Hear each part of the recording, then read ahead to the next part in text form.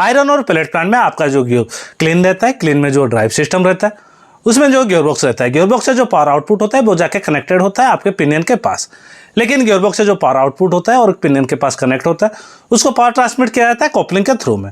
और उसमें जो मोस्ट फेवरेबल कॉपलिंग यूज होता है वो रहता है आपका डिस्क कॉपलिंग। यहाँ पर डिस्क कॉपलिंग क्यों यूज किया जाता है? क्योंकि नॉर्मली डिस्क कॉपलिंग जो रहता है वो मेंटेनेंस फ्री रहता है और डिस्क कॉपलिंग का टॉर्सनल स्टिफनेस रहता है वो बहुत ही अच्छा रहता है, जिसकी वजह से आपको स्मूथ, स्टेबल और स्टेडी मोशन अचीव होता है। इस वजह से डिस्क कॉपलिंग का यूज किया जाता है। आज के इस वीडियो में हम लोग जानेंगे डिस्क कॉपलिंग के जो सब नाम रहते हैं वो सब नाम क्या रहते हैं। उसके अलावा हम लोग जानेंगे डिस्क कॉपलिंग का हिस्ट्री क्या था। उसके बाद हम लोग जानेंगे डिस्क कॉपलिंग में जो पार्ट रहते हैं वो सब क्या क्या पार्ट रहते हैं और वो सब का फंक्शन क्या रहता है। और लास्ट में हम लोग जानेंगे डिस्क कॉपलिंग का एप्लीकेशन क्लीन के अलावा और किस किस जगह में रहता है। तो चलिए जल्दी से आज के इस वीडियो को करते हैं शुरू। शायद हो सकता है ये वीडियो थोड़ा लंबा हो जाए, लेकिन आप इस वीडियो का थोड़ा भी स्किप मत कीजिए और इस वीडियो को आखिर तक जरूर देखिए, क्योंकि इस वीडियो में मैं जो डाटा दूंगा ना आपको यूट्यूब में मिलेगा ना आपको गूगल में मिलेगा। तो चलिए जल्दी से करते हैं इस वीडियो को शुरू।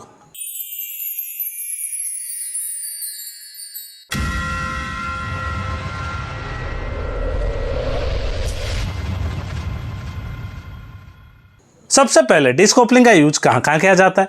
जहाँ भी आपका हाई टॉर्क रहता है, हाई पावर ट्रांसमिट का जरूरत रहता है। उसके अलावा अगर आपको मेंटेनेंस फ्री कॉपलिंग चाहिए, उस कंडीशन में हम लोग डिस्क कॉपलिंग का यूज करते हैं। तो अभी हम लोग जानेंगे डिस्क कॉपलिंग के जो अदर नाम रहते हैं वो सब नाम क्या क्या रहते हैं। डिस्क कॉपलिंग के जो सब नाम रहते हैं वो या तो उसके एप्लीकेशन या तो उसके जो स्पेसिफिकेशन रहते हैं उसके हिसाब से, डिजाइन के हिसाब से वो सब नाम रहते हैं। तो अदर नेम जो रहते हैं डिस्क कॉपलिंग वो सब रहते हैं। पहला रहता है फ्लेक्सिबल डिस्क कॉपलिंग, उसका तो दूसरा अलग नाम हो सकता है, उसको कभी कभी बोला जाता है टॉर्सनल रिजिड कॉपलिंग। उसके अलावा भी और एक नाम है, उसको कभी कभी फ्लेक्सिबल एलिमेंट कॉपलिंग भी बोला जाता है। उसके अलावा कभी कभी इसको टॉर्सनल स्टिप कॉपलिंग भी बोला जाता है। उसके अलावा कभी कभी इसको जीरो बैकलैश कॉपलिंग भी बोला जाता है, कभी कभी इसको सर्वो कॉपलिंग भी बोला जाता है, कभी कभी इसको डाइफाइग्राम कॉपलिंग भी बोला जाता है और कभी कभी इसको मल्टी डिस्क कॉपलिंग भी बोला जाता है। तो अभी हम लोगों ने जाना डिस्क कॉपलिंग के जो सब अलग अलग नाम रहते हैं वो सब अलग अलग नाम क्या रहते हैं। अभी हम लोग जानेंगे डिस्क कॉपलिंग के हिस्ट्री के बारे में। जब आपका डिस्क कॉपलिंग नहीं था उस वक्त हम लोग का नॉर्मली जो कॉपलिंग यूज होता था वो था गियर कॉपलिंग, या तो पिन बुश कॉपलिंग या तो टेफ्लॉन बुश कॉपलिंग।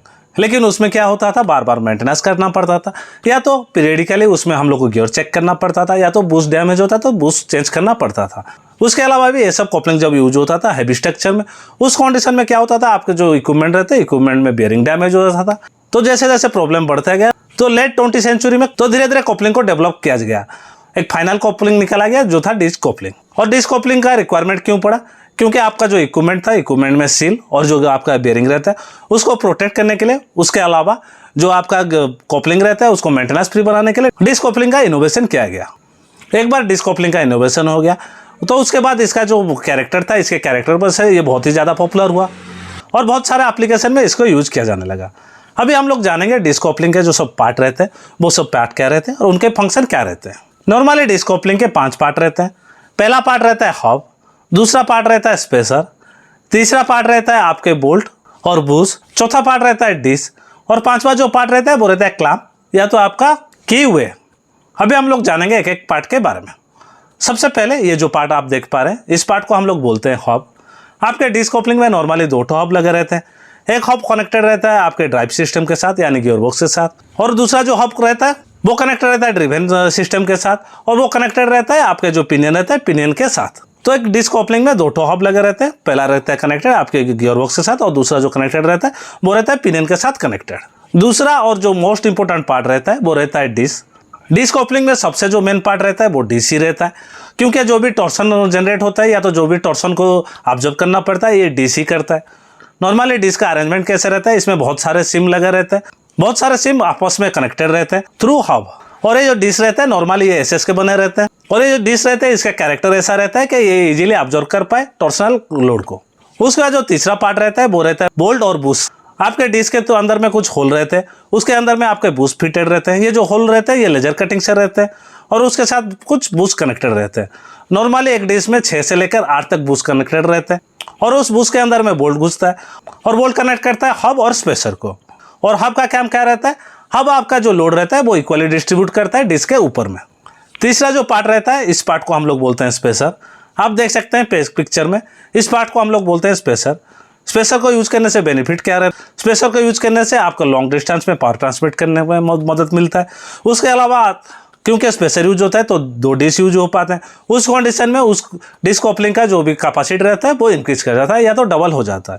तो स्पेशल यूज करने से लॉन्ग डिस्टेंस पे पावर भी ट्रांसमिट होता है और आपका जो टॉर्सनल कैरिंग कैपेसिटी रहता है वो भी डबल हो जाता है। और 5वां जो पार्ट रहता है वो रहता है क्यूए या तो क्लैंप।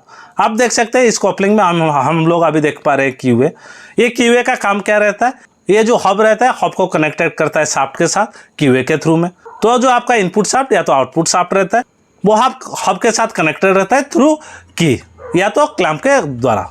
तो अभी हम लोगों ने जाना डिस्क कॉपलिंग का जो पार्ट रहता है, कंस्ट्रक्शन रहता है, कैसे कंस्ट्रक्शन रहता है और वो सबका फंक्शन क्या रहता है। अभी हम लोग जानेंगे डिस्क कॉपलिंग का एप्लीकेशन कहाँ कहाँ रहता है। सबसे पहला एप्लीकेशन तो आपको पता होगा, आपका जो क्लीन रहता है, क्लीन में गियरबॉक्स है आपके पिनियन में पावर ट्रांसमिट करने के लिए हम लोग डिस्क कॉपलिंग का यूज करते हैं। उसके अलावा आजकल बहुत सारे दूसरे इक्विपमेंट में डिस्क कॉपलिंग का यूज होने लगा है, जैसे पंप और कंप्रेसर में भी आजकल पावर ट्रांसमिट करने के लिए डिस्क कॉपलिंग का यूज होता है। उसके अलावा सर्वो मोटर या तो प्रिसीजन मशीनरी इक्विपमेंट में भी डिस्क कॉपलिंग का यूज होने लगा है। उसके अलावा एरोस्पेस या तो ऑटोमेटिक स्पेस में भी डिस्क कॉपलिंग का यूज होने लगा है। उसके अलावा मैन्युफैक्चरिंग सेक्शन और रोबोटिक सेक्शन में भी आजकल डिस्क कॉपलिंग का बहुत ही ज्यादा यूज होने लगा है। इस कॉपलिंग का जो सबसे ज्यादा यूज होने का कारण क्या है, क्योंकि ये मेंटेनेंस फ्री रहता है और इसको लुब्रिकेशन करने का जरूरत भी नहीं पड़ता। उसके अलावा इसका जो लाइफ रहता है बहुत ज्यादा लॉन्ग रहता है कंपेयर टू अदर कॉपलिंग, इसलिए डिस्क कॉपलिंग का यूज आजकल हर जगह में बढ़ने लगा। तो आज के इस वीडियो में हम लोगों ने जाना डिस्क कॉपलिंग के बेसिक के बारे में। हो सकता है आपको लग रहा होगा मैंने डिस्क कॉपलिंग का जो एडवांटेज रहा है उसको मिस कर गया हो, तो उसके लिए मैं अलग से दूसरा वीडियो बना दूंगा। इस वीडियो में मैं भी एडवांटेज बता सकता था लेकिन ये वीडियो बहुत लंबा हो जाता, तो इसके लिए एडवांटेज के लिए मैंने दूसरा वीडियो नेक्स्ट वीडियो के लिए वेट कीजिए। और उसके अलावा अगर ये वीडियो आपको थोड़ा ही पसंद आया या तो आप लोगों ने इस वीडियो से कुछ भी नहीं सीखा तो मेरे चैनल को लाइक और सब्सक्राइब करने के लिए मत भूलिए।